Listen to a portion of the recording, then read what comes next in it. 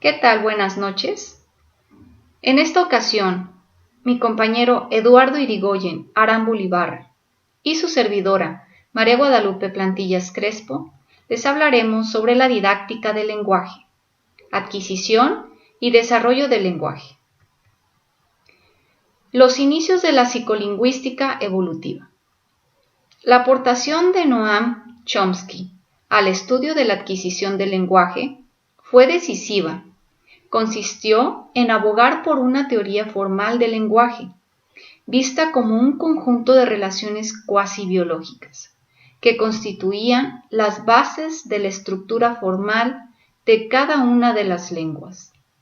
En estas ideas, adoptaron modelos formales para explicar el paso del primer lenguaje al lenguaje del adulto. La gramática pivot se basaba en la creencia de que en las primeras combinaciones de dos términos de todos los niños, independientemente de la lengua que adquirían, existían unas palabras que aparecían frecuentemente, palabras pivot, y otras cuya frecuencia era baja, palabras abiertas. Ambas clases de palabras se combinaban restringida por una serie de reglas. Letra P1 más O más letra P número 2, O más O. La letra P1 designa la palabra pivot en posición inicial. La letra P más el número 2, palabra pivot. En segunda opción, y O se corresponde con el grupo de palabras correspondientes a la clase abierta. La gramática pivot fue ampliamente estudiada a lo largo de los años 60, a través de numerosas investigaciones transculturales, en las que se intentaba poner de manifiesto que el conocimiento lingüístico que tenían los niños era exactamente el mismo independientemente de la lengua concreta que estaban adquiriendo.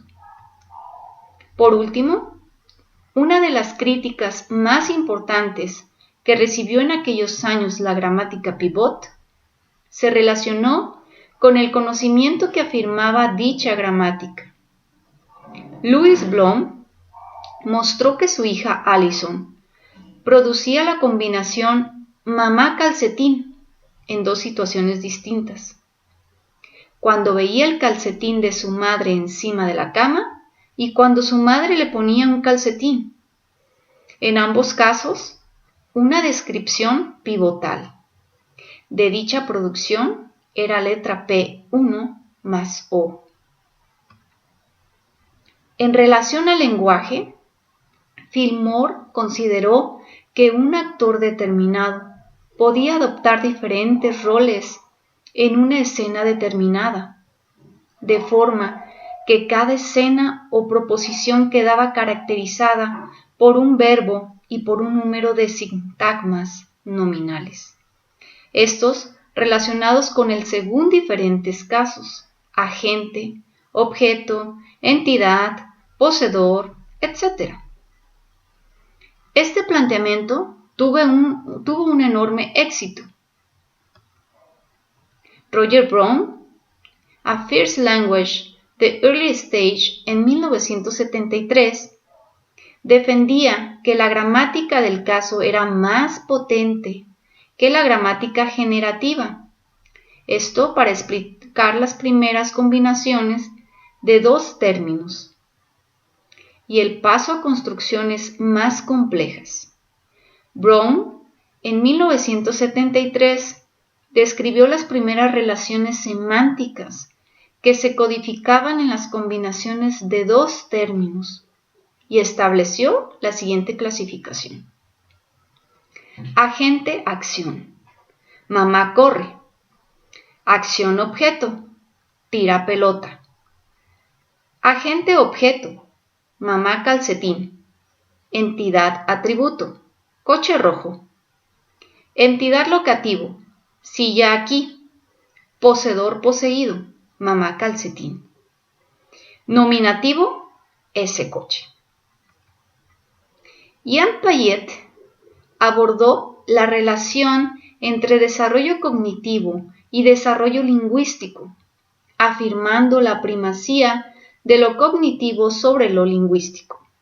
Piaget consideraba que las palabras y los símbolos son expresiones de la función simbólica, de forma que la aparición y el desarrollo del lenguaje depende en último término de la capacidad infantil para representar sucesos. Así, el binomio uso-combinación se convirtió en el eje rector tanto de las teorías sustantivas, actos de habla, como de las que adoptaban modelos para explicar las estructuras lingüísticas en función de su ocurrencia particular en contextos de uso determinados. La psicolingüística evolutiva de los años 80. Escobar, en 1985, afirmaba la existencia de un conjunto de principios, todos ellos prioritarios a cualquier experiencia con el lenguaje, que permiten establecer el apareamiento entre formas y significados. Otro conjunto de modelos, Learnability, capacidad para ser aprendido, del lenguaje, Pinker 1979, Wechsler 1982. Consiste en afirmar la existencia de un procedimiento de aprendizaje del lenguaje que permite construir una gramática particular en un tiempo finito, a partir de un tipo de input determinado configurado según una gramática concreta. La referencia proposicional versus referencia discursiva nos dice que Silberstein, 1976, 1985 y 1987, siguiendo a Quinn, 1973, ha propuesto distinguir entre referencia proposicional y referencia discursiva. La primera, también denominada función referencial, ha dominado la lingüística moderna y consiste en cómo se indican las relaciones de caso mediante las características morfosintácticas, flexiones, orden de palabras, etc. Por el contrario, la referencia discursiva acentúa el valor referencial del signo en relación con la situación de habla en la que aparece. Wernst, 1985, afirma que el interés de Silberstein en distinguir entre la referencia proposicional y la referencia discursiva se basa en su creencia de que no es posible analizar la comunicación humana exclusivamente desde la referencia proposicional.